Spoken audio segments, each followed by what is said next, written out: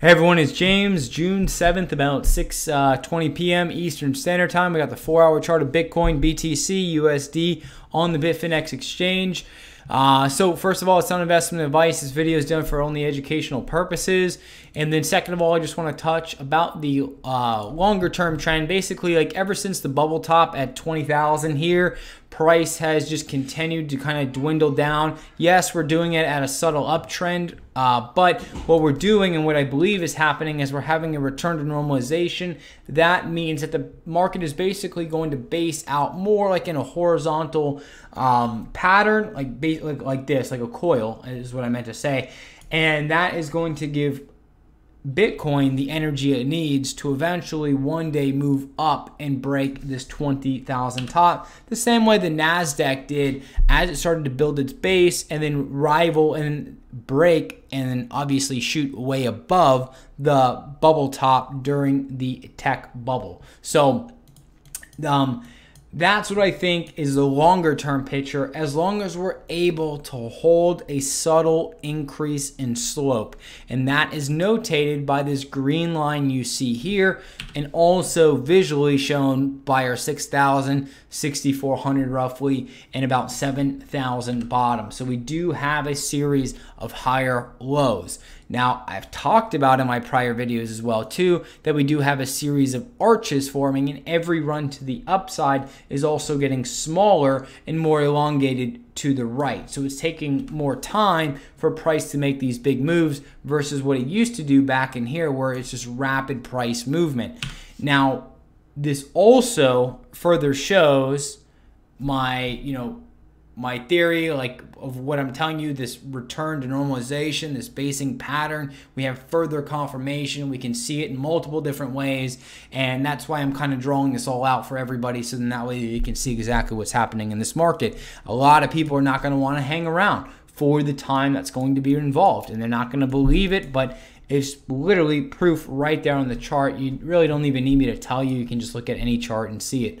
But my prior videos, I talked about how price was basing out, and that's exactly what's happening here. We're starting to base out in this range. There's going to be a lot of volatility. There's going to be swings up and down. Eventually, price is going to make its move either up or down. If we break below 69.50, price is going to continue down to test this 6,400 level right here. If the buyers are not there at 6,400, then they're going to have to go down to 6,000, which is the V bottom. There's not a lot of support here. I do think if we start to head towards 6,000, we more than likely break 6,000 because it's such a small base that there's not a whole lot of buyers there. And if those or that single buyer is not there anymore, willing to pay that price, and they've moved down, then price definitely could fall further. So we do have, inside this consolidation zone, we do have a bear flag forming. Bitcoin is notorious for these bear flags. Every time we see these bear flags, they typically end up a mess and a disaster for Bitcoin, dropping further to the downside. Now, if Bitcoin does break up, we need to break above the first line of resistance, which is going to be about 8,600. Above 8,600, we'll then have about 8,800, and then we'll slowly tear up. I do not believe, even if we do get a pop to the upside, we will have a significant amount of volume and a significant amount of buyers, I should say, because as we're moving up, there's clearly buyers entering the market. I do not think we're going to have enough energy to sustain a break above 9,990. Instead, what I think would happen is we'll kind of form a smaller arch and then start to move more horizontally, eventually filling out a bigger base. That bigger base, although at a subtle increase, is showing that we're building the energy necessary to eventually make the move back up, as long as we hold a base like so at that green line, showing that a series of higher highs. Okay, so hopefully that all makes sense. But basically, what the chart's showing you is that as we're increasing, there are more buyers entering the market than there are sellers, albeit it's at a very subtle increase. That's perfectly fine. On the short term, the sellers are dominating the market. Now we've broken through a downtrend, showing that we're starting to get that increase in buyers, although volume is very flat. Volume is dwindling in this area. We're down to about 4.5 billion. Down in here, we're about 3.5 billion or slightly lower. But regardless, we're breaking through the downtrend. Unfortunately, we're not doing it with a whole lot of conviction. We're not doing it with a whole lot of strength, and that's why we're going more horizontal. So what that's telling us is price is going to have to go more horizontal before it's going to start to go back up. So we need more time to build more energy, then make a move from there. So hopefully all that makes sense to everybody.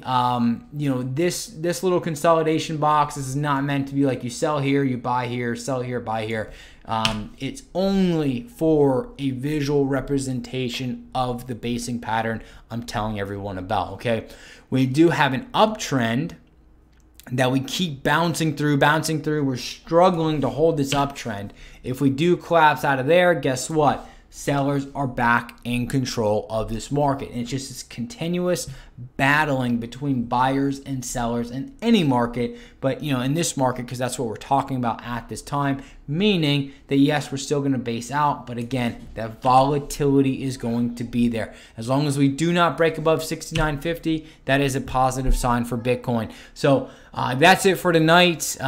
If you've not joined the Slack channel, it's absolutely free to do so. Over 345 members. Everyone is extremely friendly, extremely helpful. It's just a really nice environment to be a part of and community to be a part of like-minded people in the cryptocurrency world. You can find the Slack channel link on my site, geometriccharts.com. At the bottom, there's the Slack channel link. There's also the link to my social media accounts too. If you're not following me on Twitter, I'd follow me at Twitter as well. It's JDMarshall33. You can follow me there, and that way I'll post my updates there as well in case YouTube doesn't notify you. I've been having issues with my own subscriptions where I'm not getting updated on anybody anymore. I don't know what's going on with the algorithms on YouTube, but things are just really jacked up on there. So if you're falling behind in the videos or you're having to like go to my channel and stuff like that, follow me on Twitter. That way you'll get the link immediately. You just click on that, it takes you right over to the YouTube. But also, too, if you're interested in something a little more in depth, I do have a subscription service as well. That's at geometriccharts.com, and it's just a small monthly fee, no contracts, none of that jazz. But I do morning and night videos for the cryptocurrencies. I do Bitcoin, Litecoin, Ethereum, Neo, EOS, Ripple, and then anything else that anybody else asks me about, my subscribers. And everyone there is extremely friendly too. This whole YouTube thing and posting the videos and so forth has just been a real blessing of attracting really nice people. So, you know, both sides, the free side and the paid side, just really, really nice people I can't speak highly enough of. But I do offer that subscription service. I talk about my buying and selling entries, my strategies. I definitely go much more in depth than I do on these videos about what to look for, what to watch out for amongst the various cryptocurrencies. I do cover stocks, commodities, and Forex as well too. So if you're interested in that, check out my site, geometriccharts.com. Other than that, everybody have a great day, great night. I'll talk to everybody tomorrow evening.